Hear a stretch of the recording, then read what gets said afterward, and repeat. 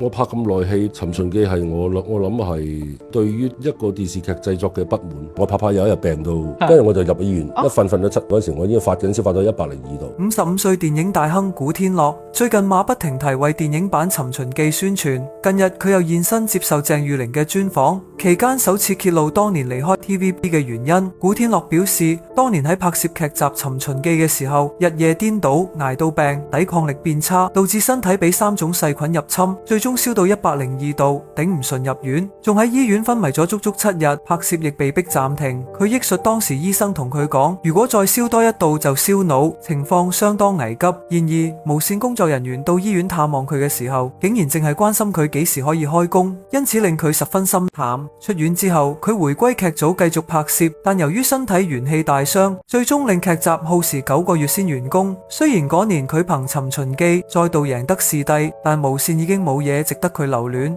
最終佢毅然離巢，轉戰電影圈，而《尋秦記》亦都成為佢喺無線嘅告別作。